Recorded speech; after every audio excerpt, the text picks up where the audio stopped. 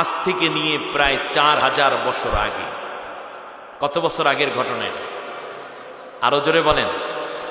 4000 বছর আগে তাম দুনিয়ার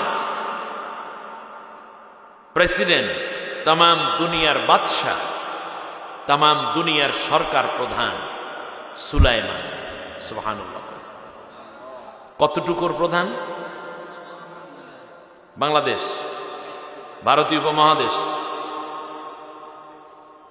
এশিয়া মহাদেশ না, তাম পৃথিবী।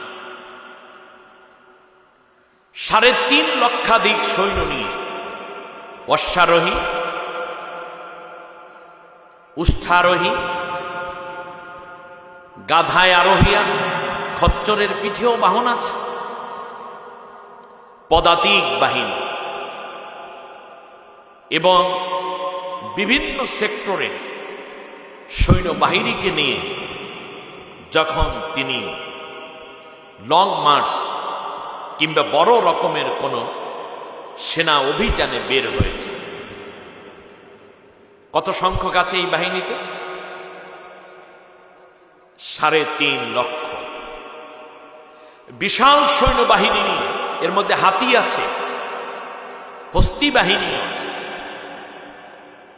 যখন তিনি আসতেছেন, 2 পাহাড়ের মধ্যবর্তী একটি জায়গা, যেটাকে আরবিতে বলে অদুন।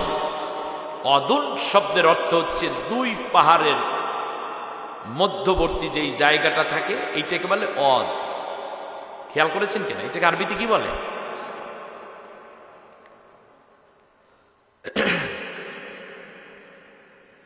দুই পাহাড়ের মধ্যবর্তী জায়গা দিয়ে যখন তিনি অতিক্রম করতেছিলেন, ওইখানেই বসবাস করত পিঁপড়ার দল, বিশাল পিঁপড়া বাহিনী। পিঁপড়াদের বাসা আছে না, আপনারা দেখেছেন? গ্রাম, মাটির মধ্যে থাকে পিঁপড়া। এটা থাকে বালুর মধ্যে। এটাকে বাংলায় বলে উপত্যকা।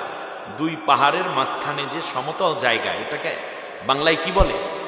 উপত্যকা। আরবিতে বলে ওয়াদুন। পিঁপড়ার সর্দার প্রধান, মানে পিঁপড়া প্রধান, পিঁপড়ার সর্দার যিনি সরকার প্রধান, সে তার সমস্ত জনগণকে ডেকে বলল, তার জনগণকে পিপিলিকা, রাইট, এই তো আমার শ্রোতারা শক্ত হচ্ছে আস্তে আস্তে। জনগণকে ডেকে বলল, আইয়ুহান নামল, হে আমার পিঁপড়া অধিবাসী, উদখুলু ফি মাসাকিনাকুম, তোমরা তোমাদের যার যার ঘরের মধ্যে ঢুকে পড়ো, প্রবেশ করো। সুলাইমান এবং তার হস্তি বাহিনী, অশ্ববাহিনী, যেটা ঘোড়া বাহিনী, হস্তি বাহিনী, পদাতিক বাহিনী, এই যে বিশাল বাহিনী নিয়ে 3.5 লক্ষাধিক সৈন্য আসতেছে, এরা মনের অজান্তি না বুঝে তোমাদেরকে পিষে শেষ করে দিবে। অতএব বাঁচতে হলে ঘরের ভেতরে ঢুকে পড়ো। অহুম লা ইয়াশউরুন, তোমরা পদপিষ্ট হয়ে মারা যাবে, হয়তোবা তারা জানতেও পারবে না। সুলাইমান আলাইহিস সালামকে আল্লাহ তাআলা প্রায় 3 লক্ষাধিক জীব জন্তু সৃষ্টির ভাষা বোঝার ক্ষমতা দান করেছে। পাখির ভাষা বুঝতেন,